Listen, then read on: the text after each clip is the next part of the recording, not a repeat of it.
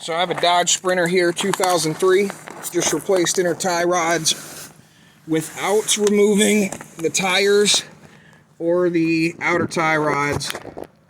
I said I replaced the inners, right? Yeah, I replaced the inners. In any case, I wanted to see if I could. So the inners were bad. I replaced the inners without removing the outers and without taking the tire off. So if you're ever stuck on the side of the road and don't have enough stuff to, take that off or whatever, but you have enough stuff to get this off, if that's the case, you can do this. I still got to put some new clips on these inner boots here. Had to cut them off. I had some clips for the outer boot. You can't even see it. But anyway, I did this on both sides. How I did this was I jacked up right under here, jacked up this corner. I loosened the nut on the old tie rod, cut off the inner and outer clips on the boot, and tried finding a wrench the right size to get to the inner tie. Problem was I couldn't find a wrench the exact right size. I needed metric. I could only find standard. It wasn't a good enough fit.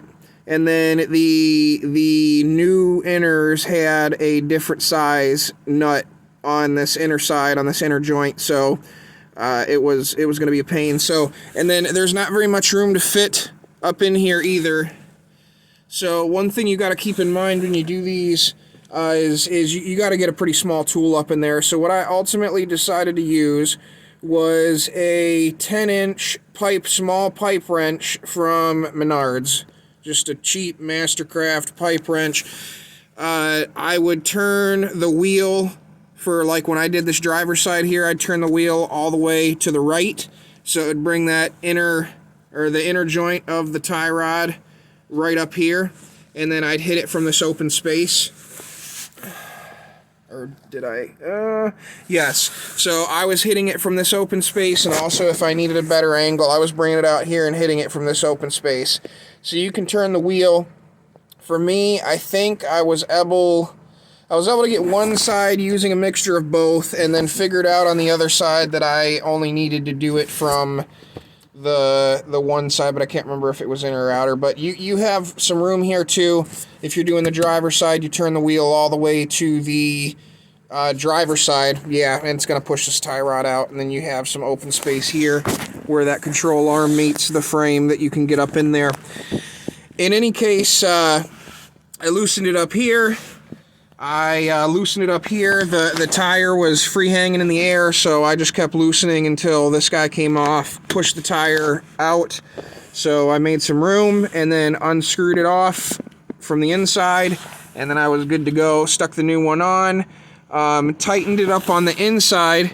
Before I tightened it up, this is how I did it to make it a little bit easier. It was kind of a pain because the joint was so loose.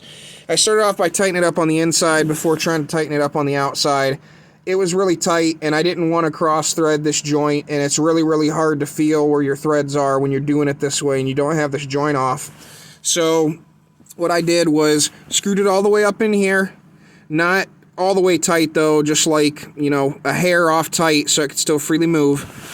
And then I would get this lined up and then free spin this joint. It was kind of a pain because it was still, at an angle up on the inner side. So as I was spinning this, I was also having to make slight angle adjustments up here. But you get a couple threads in here, 4 or 5 threads, full rotations here, and then come back up here. Well, snug your nut up a little bit so this doesn't move. Come back in up here and tighten this.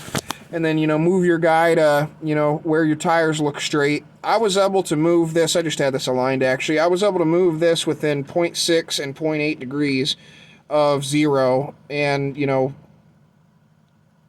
0.15, either of those, for where they needed to be. So you can get really close with an eyeball if you just pay attention.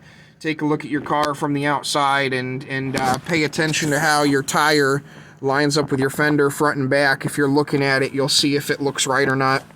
But in any case, from there, just stick your boots back on. So Yeah, that's how you can do an inner tie rod on these. It's not the easiest thing to do if you're careful and you know and be careful to mind your threads here and mind your threads there, because you're dealing with a little bit of an angle here that's going to make it a slight pain. Then you know it's not too bad. What was I doing here? I was getting it. I want to say I was getting it a couple threads in, and then letting it down a little bit. Letting it down in its suspension a little bit so it lessened some of the angle between here and here to make it easier to tighten on once I got it started. So, I mean, you got some options for how you can do it. I didn't lay all the weight on the tire, so I could still move the tire a bit. But yeah, it does work. You can do it. If you're stuck in a pinch, or if you don't have the tools you need, or if you're afraid of ruining your outer ties in the process or whatever.